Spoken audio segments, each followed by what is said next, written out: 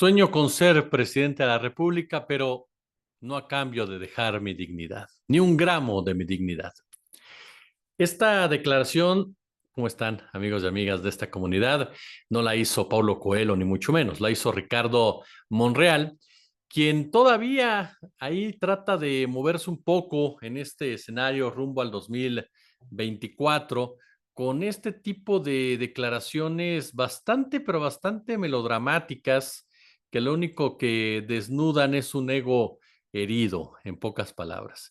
Pero hablemos, ¿les parece bien? Me han pedido en otras oportunidades que hablemos de las corcholatas de Morena y me parece un buen momento, sobre todo por las exigencias que ha lanzado Marcelo Ebrard Casaubon, que pide ya fechas, que pide ya días, que pide ya reglas claras para evitar que eso se convierta, pues simple y llanamente en tierra de nadie. La respuesta de Claudia Sheinbaum, que lleva 2 días diciendo, yo no pienso renunciar hasta que no haya una fecha clara, yo estoy tranquila y yo sigo operando como lo he venido haciendo hasta el día de hoy.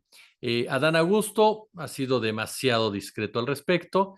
Gerardo Fernández Noroña, que cuenta con bastantes, pero bastantes seguidores, por cierto, ha exigido nuevamente piso parejo para que la competencia sea real entre los integrantes de la llamada izquierda mexicana. Y bueno, ahora la declaración de Monreal que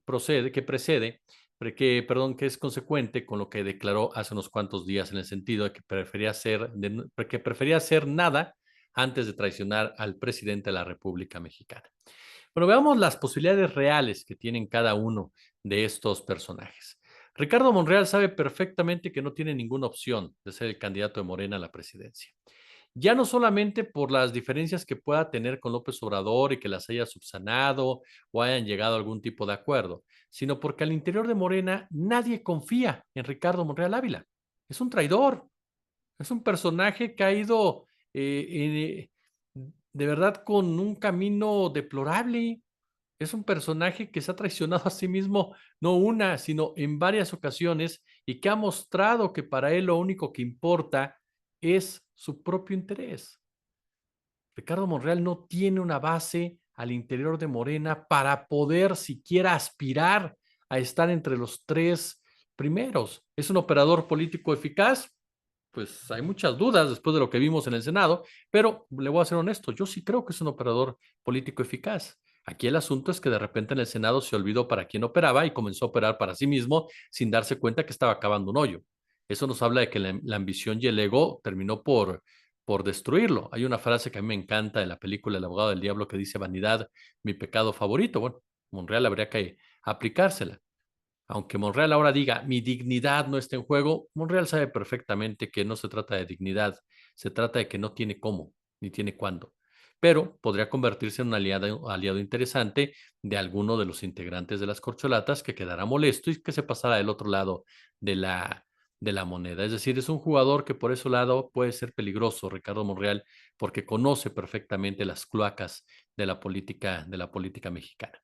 Gerardo Fernández Noroña, es un personaje interesante, Fernández Noroña. Es un hombre que habla claro, que tiene su estilo, que tiene su personalidad, que ha sabido tocar puertas, y me refiero a acercarse al mexicano y la mexicana de a pie, que no ha perdido tiempo en hacer campaña hormiga, como se le dice coloquialmente, lejos de los grandes medios, lejos de las grandes entrevistas, pero cerca de causas sociales y sobre todo cerca de los militantes, tanto del PT como de Morena, de los militantes reales, no de los que tienen poder de una u otra forma o están dentro del aparato burocrático, no, de los que salen a marchar, de los que salen a votar, sobre todo. Fernández Noroña puede convertirse en una sorpresa interesante al interior de Morena y tener un papel mucho más protagónico del que algunas voces le entregan, porque aparte es un tipo que sabe manejar bien la comunicación, es un tipo que ha marcado, puedes estar a favor de él o no, puede gustarte o no, pero es un tipo que ha sabido marcar su estilo, el tono de su discurso, sus diferencias con el PAN y con el PRI, e incluso con algunos integrantes de Morena y del Partido del Trabajo. Entonces no descartemos a Gerardo Fernández Noroña en un escenario que podría darse si las cosas se le acomodaran de tal manera en que se convirtiera en un alfil importante y sobre todo para lograr un voto unificado, un voto mayoritario, como se está pidiendo para el famoso plan C. Adán Augusto, sin duda alguna, ha subido en sus bonos, ha subido en sus posibilidades. Es un secretario de gobernación que ha sabido cuidar la espalda del presidente de la República, que tiene su lealtad, que tiene su confianza. La gran pregunta con Adán Augusto es, ¿logrará la empatía de la mayoría de los mexicanos y mexicanas? ¿Convencerá más allá de su puesto de secretario de gobernación y de su cercanía con López Obrador, él como un político que pueda encabezar la cuarta transformación? Es uno de los puntos que tendrá que trabajar Adán Augusto, la manera en que comunica, la manera en cómo desarrolla una narrativa, la forma en cómo se acerca precisamente a un electorado que está ávido, por supuesto, de soluciones, pero que se ha acostumbrado de una u otra manera a tener una figura que comunica bastante, pero bastante bien. ¿Es una carta importante de López Obrador? Sí, ya lo comentábamos en otra ocasión, para su servidor es el referee dentro de esta encuesta y es sin duda alguna la carta que podría jugar López Obrador si Ebrard o Sheinbaum pues simplemente desviaran el camino.